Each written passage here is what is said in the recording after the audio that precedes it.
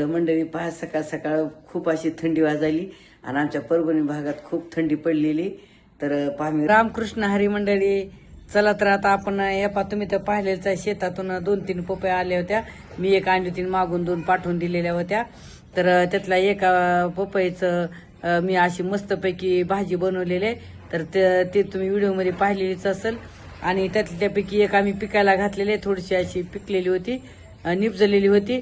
आणि एक जे आहे ना, तर त्याचं म्हणलं चला मिक्स लोणचं घालू, कारण मी 2 दिवसाखाली गाजरं पुन्हा शेतातल्या ताज्या मिरच्या आणलेल्या आहेत लोणच्यासाठी, तुम्ही पाहिलेलीच आहे व्हिडिओमध्ये. तर चला तर म्हणलं आता हे मिक्स लोणचं करायचे आपल्याला. हा मिक्स लोणच्यासाठी मी काय केलेले, आज हे दुपारीच मिरच्या धुवून ठेवल्या होत्या टोपल्यात निथळायला. आपण गाजरं पण धुवून ठेवलेले आहेत. जितकं पाहिजे तिथे 3 वस्तू आपल्या मनावर घ्यायचं, कमी झालं तर काय नाही. आणि पपई पण धुवून ठेवली होती. पण नाही का, दुपारपासून मला म्हणजे धुवून ठेवलं, हे चांगलं नितळलं कोरडं झालं, पण मला थोडासा वेळ भेटला नाही. तर म्हणलं चला, म्हणलं आता 5 वाजलेले आहेत, म्हणलं आता याचं मिक्स लोणचं करू.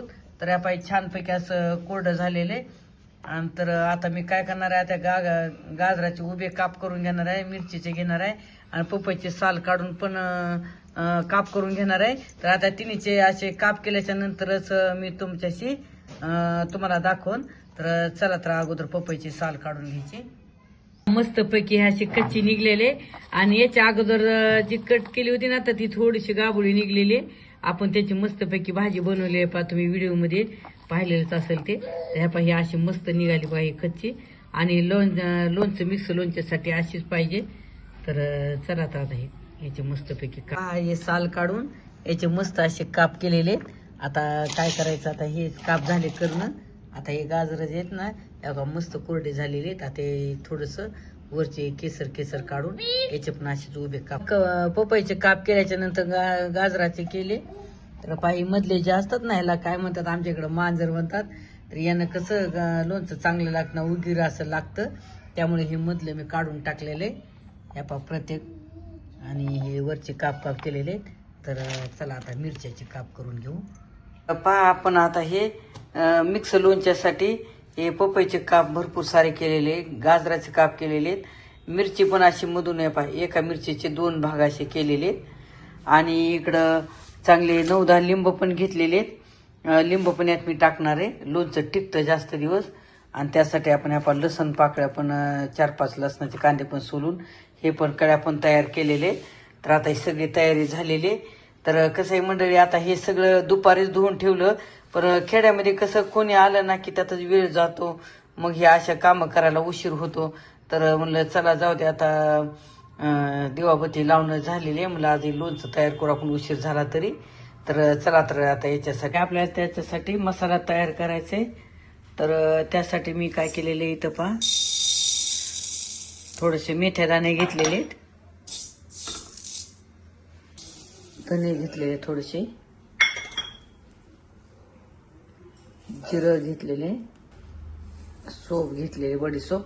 तुम्ही मोठी घ्या, छोटी घ्या, कुठलीही घ्या. 9-10 मिरे आणि 9-10 लवंगा घेतलेले.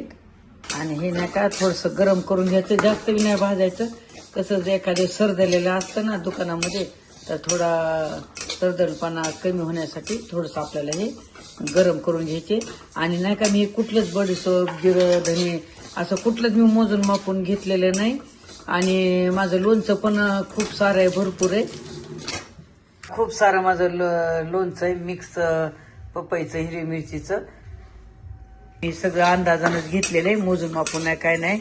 पण मंडळी नाही का, 1 किलो मिक्सच्या लोणच्याला किती लागतं हे प्रमाण तुम्हाला मी एखाद्याच पुढच्या व्हिडिओमध्ये डिटेलमध्ये सांगन, अचूक प्रमाण.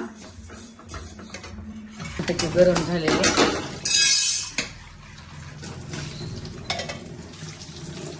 पहा, एकदम थंड झालेले. तर आता हे थोडंसं मिक्सरच्या भांड्यातून असं भरड फिरून घेणार आहे, जास्त बारीक नाही करायचं. फिरवून घेतलेले पाहिजे असं, हे असं भरड करायचं.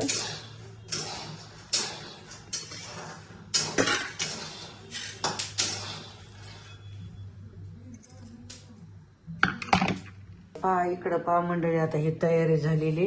आणि इकडे मी मोहरी पण घरची मोहरी आहे ती पण त्याची पण पावडर तयार करून ठेवलेली. आणि आता मी याच्यामध्ये थोडासा तेलाचा वापर करणार आहे. तर हे पहा आमच्या रोजच्या वापरामध्ये खतम झाली. तर आम्ही बदलून बदलून तेल वापरतो.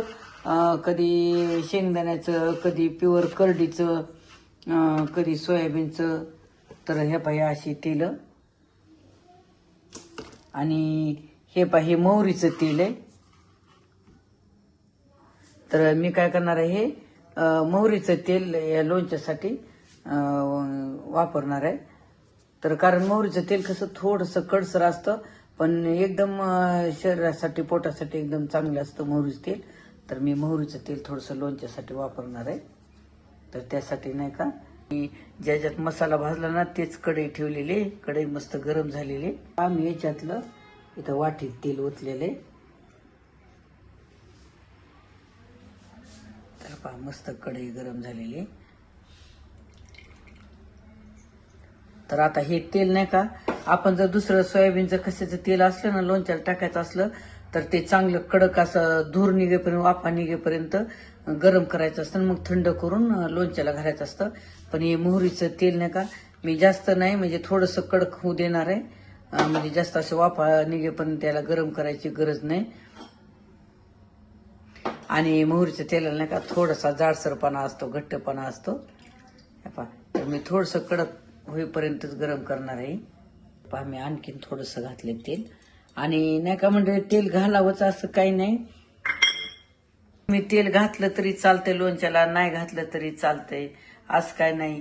तर हे मसाला कालून हळद मीठ टाकून लोणचं घातलं तरी पण हे एकदम भारी होतं चवीला. आणि तेल घातलं तरी पण भारी होतं. किंवा बिना तिखटाचं केलं तरी पण छान होतं. पण कसं आता हिरवी मिरची तर आहेच तिखट, पण आपण जर लाल तिखट वापरलं किंवा तेल टाकलं तर थोडंसं लवंग मिरी हे सगळं वापरलं तर आणखीन लोणच्याला चव वाढते. तर तेल घालावं असं काय नाही, तुम्ही नाही घातलं तर चालतं. असा कोरडा मसाला पण याच्यात कालवून. पण मी मोहरीचं म्हणलं चला थोडंसं तेलाचं तेल पण मी ह्याच्यामध्ये काय करणार आहे, आपलं लाल तिखट आहे ना तर मी कच्चं लोणच्यामध्ये वापरणार नाही. थोडंसं तेलामध्ये, थोडं कोमट तेलामध्ये लाल तिखट मिक्स करून जर लोणच्याला घातलं ना तर लोणच्याला एकदम अशी भारी चव येते, टेस्ट येते. तर चला तर आता ही थोडासा गॅस मोठा करू. चला तर मग आता तेल थोडंसं कोमट झालं का बघू. हो झाले कोमट. कारण चटणी आपली लाल तिखट करपत नाही अशा हिशोबानं तेल राहू द्यायचं. आता लय जर कडक तेला जर तिखट टाकलं ना तर करपती तिखट, आणि करपल्यानंतर लोणचं खराब होतं, चांगलं पण लागत नाही. तर पहा मस्तपैकी ह्या का बिलकुल असं लाल तिखट करपना. तर चला तर आता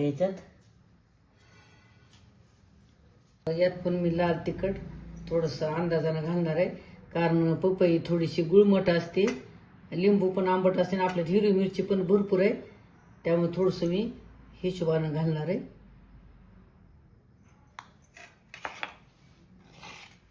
त्याला थोडंसं कालवून घेऊन ते चांगलं थंड झाल्याशिवाय लोणच्यात घालायचं नाही.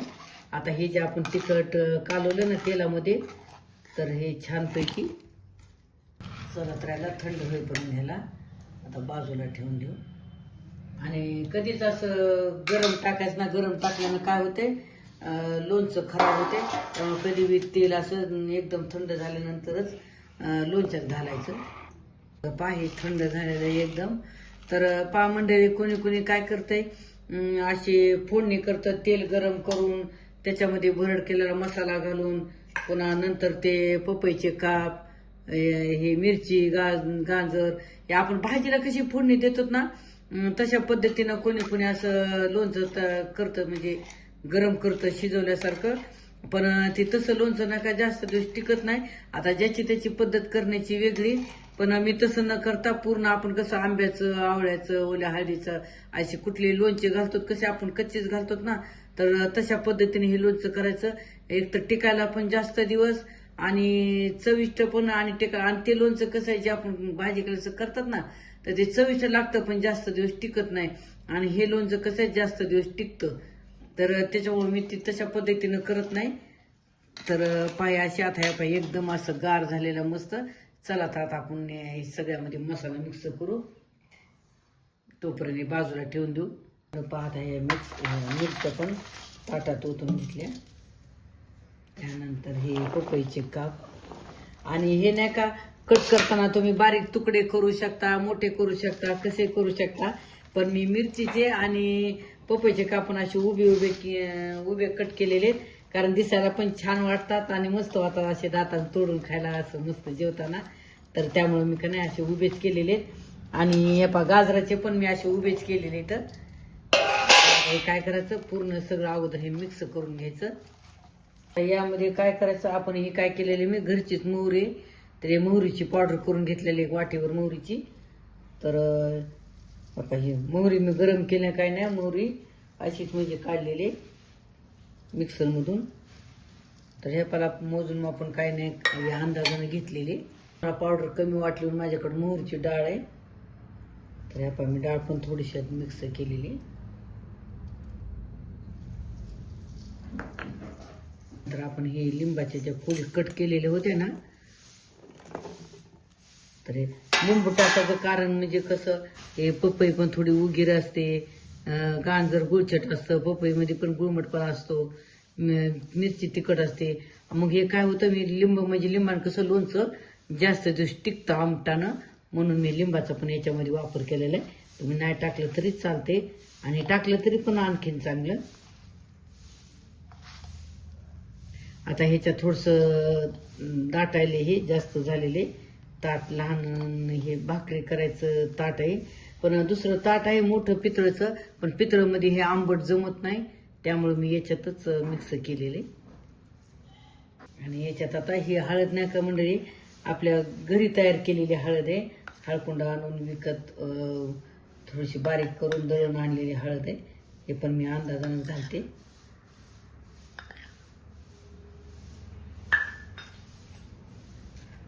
त्यानंतर हा जे आपण भरड मसाला केलेला आहे ना हे पूर्ण, तर हो मसाला घालायचा.